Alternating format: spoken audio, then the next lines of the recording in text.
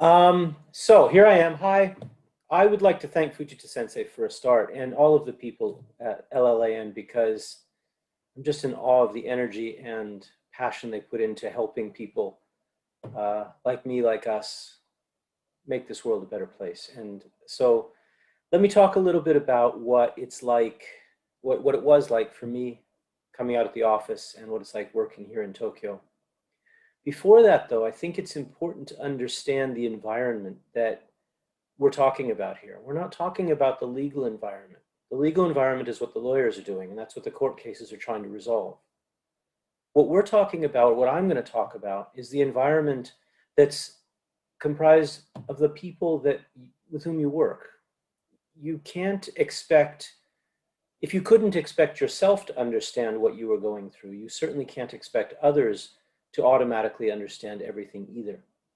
So in an environment like a Japanese company, like where I work, say 1,000 people in the office, the expectation is that we all work as a group. Japan is a group-oriented culture, and it works best when we function within the parameters of the group dynamics.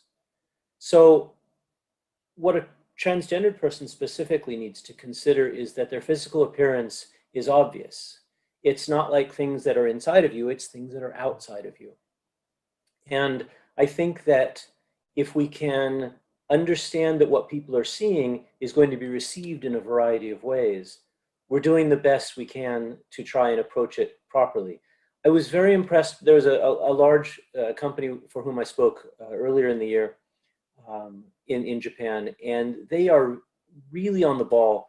And their recommendations were to create an environment where the managers were approachable and where the staff were encouraged to approach the managers.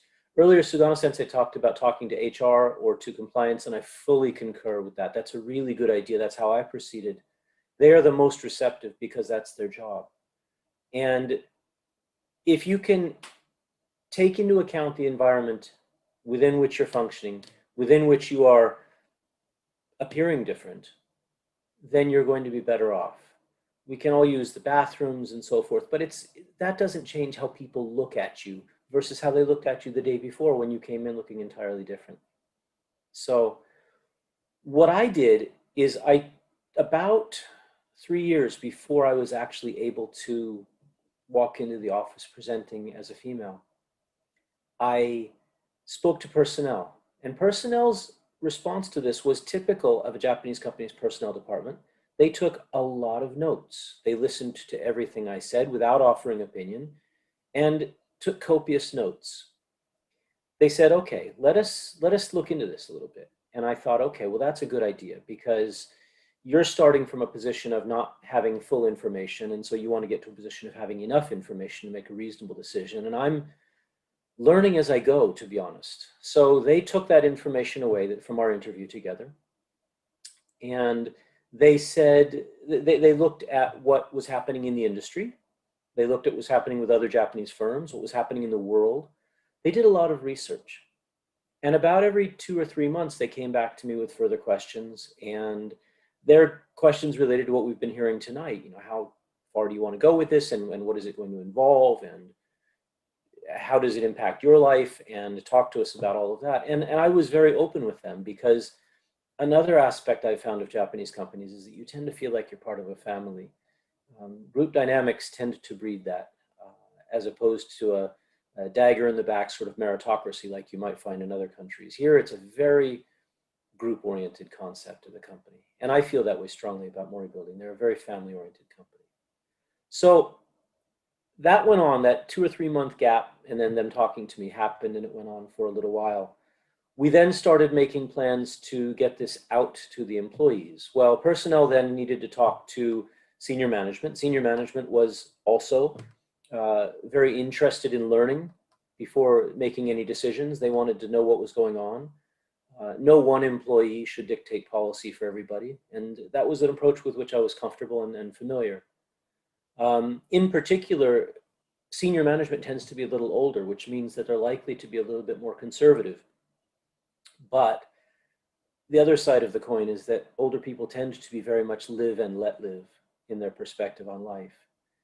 And so I dealt most frequently with one of our senior people, one of our vice presidents, and he was very curious. He learned, he talked to me, and we, the personnel department and I got it to the point where I was interviewed by the in-house magazine, and that was published at the end of the year in 2015 in our last newsletter. And then I was introduced at the first chore, the first group gathering, the first morning meeting of all of the staff.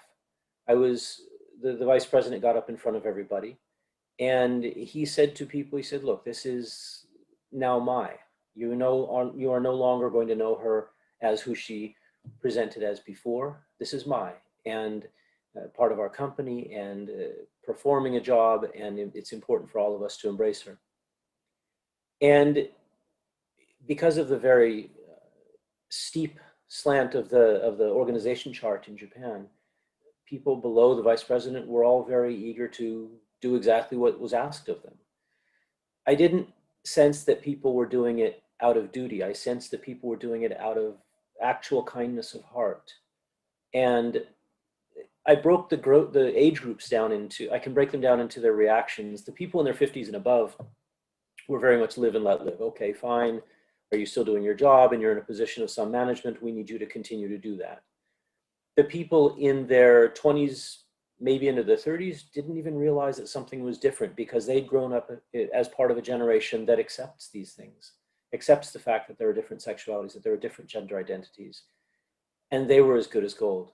It was the people in their 40s that were a little bit, well, am I management or am I able to handle this? And it took them perhaps a week. But throughout that week and since then, people, especially the women in the company, were first to come up to me and welcome to the team sort of thing. And very warm and genuine. The men in the company were largely, except for that 40-year-old group, were largely initially, right at day one, very eager to embrace their family member, me, in who I was. And then we went back to work. And within a week, everybody was on board.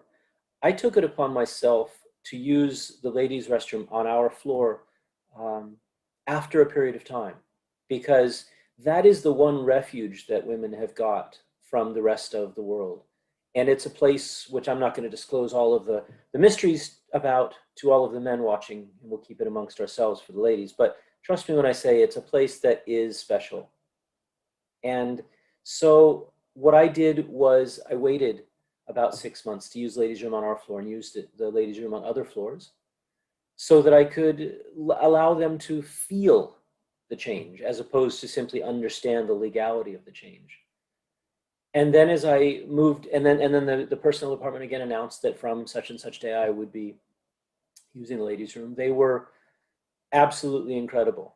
They welcomed me. I was nervous as anything, and I was at the mirror and I was fixing my face, and somebody, a younger person, and that I think says a lot because younger people typically don't address older people with a pat on the back. But this younger person just gently tapped me on the shoulder and said, "It's so good to see you in here, Mai." And I felt welcomed because that was the last place to be welcomed. So my message to those that are considering coming out, that are transgender, considering coming out at the office, bear in mind that this is Japan, that this is a group-oriented culture. And if you can address your role in that group as a member of the group, taking into account all members of the group and everybody's sensibilities, then I think you're going to be doing exactly what the company would expect of you. And that will be the best way to go forward. A lot of good advice tonight. I'd like to wrap up quickly by saying thank you for this opportunity to speak. And anybody out there listening is more than welcome to reach out to me through LLAN or whatever means you have at your disposal. I would love to hear from you. I'd love to talk to all of you. Thank you. Have a great weekend, everybody.